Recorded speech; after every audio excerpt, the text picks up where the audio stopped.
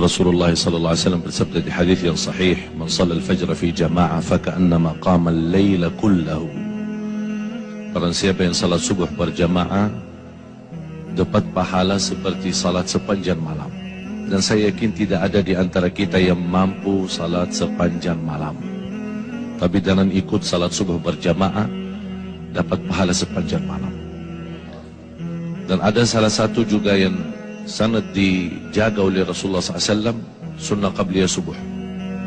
Banyak orang yang melalaikan, padahal pahalanya luar biasa.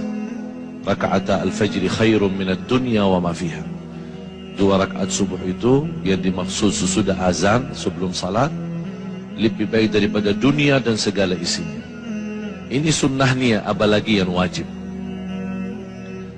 Dan ada satu hal yang selalu saya memperhatikan, para jamaah tidak memperhatikan ketika azan.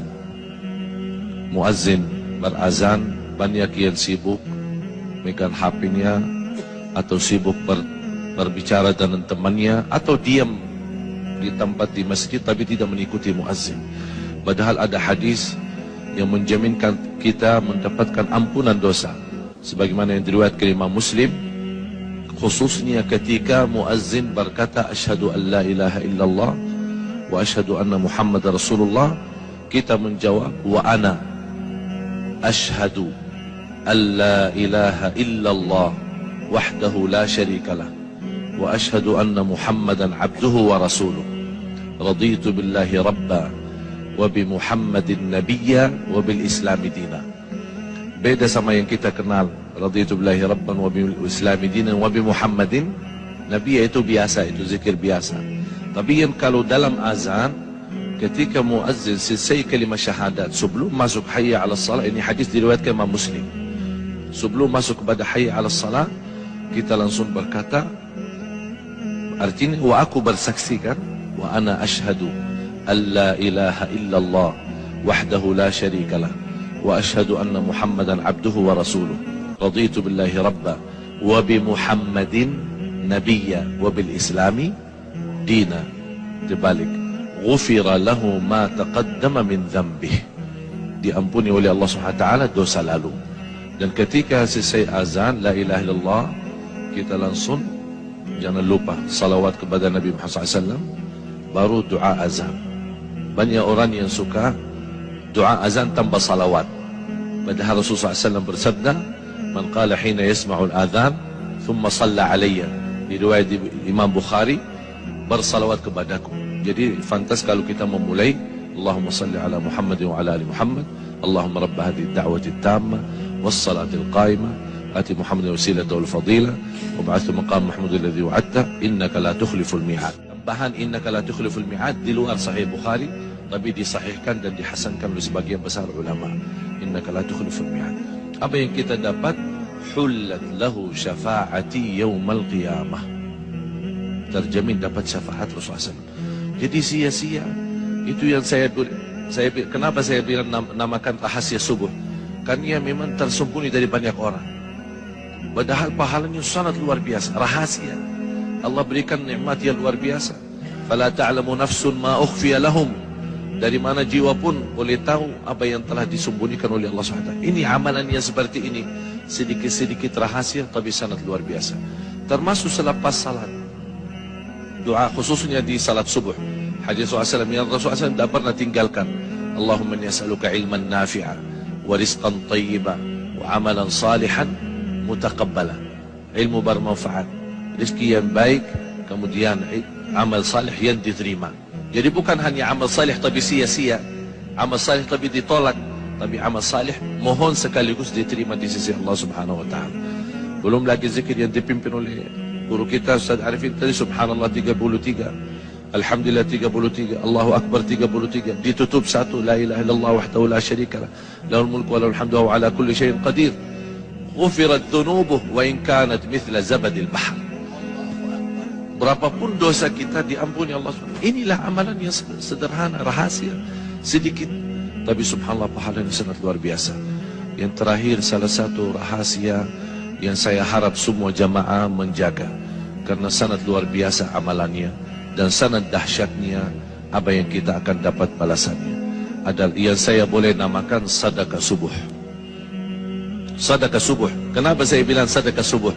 Karena setiap subuh, sebagaimana di hadis yang diriwayatkan Imam Bukhari, dan bahkan hadis muttafaqun alaih, setiap subuh ada dua malaikat berdoa. Allahumma a'ti munfiqan khalafa wa'ti mumsikan talafa. Setiap subuh malaikat berdoa, ya Allah berikan pengganti dan barakah bagi orang yang berinfak.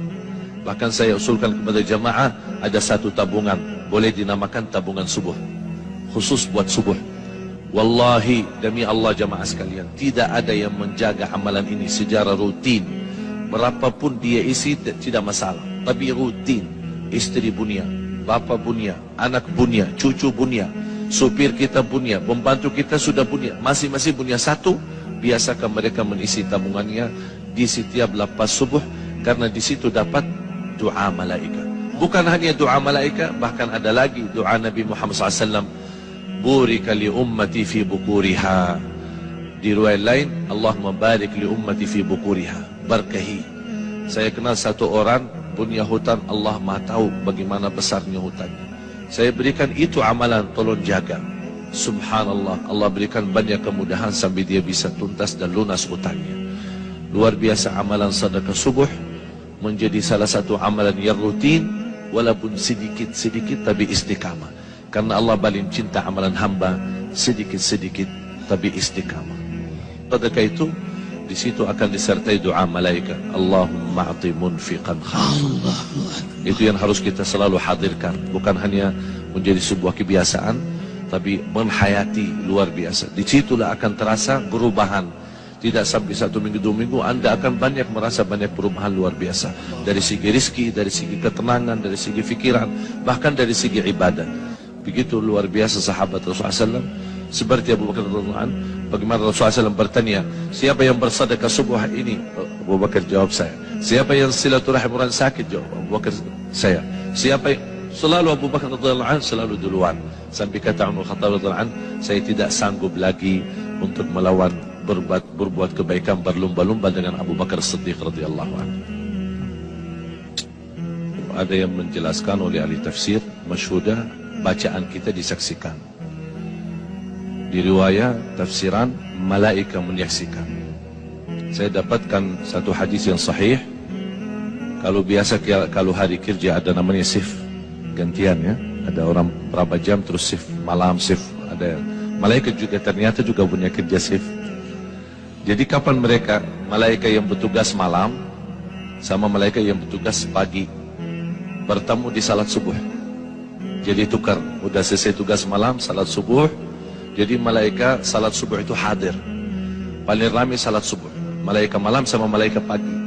Malaikat pagi yang baru turun ikut salat subuh. Malaikat malam selesai salat subuh baru naik, bawa laporan malam. Terus menerima kerjaan baru oleh malaikat pagi. Oleh karena itu, inna Quran al-Fajr kana mashhuda. Malaikat pun hadir. Oleh karena itu kita merasa rauhaniyah kita, batin kita lebih nikmat ketika salat subuh.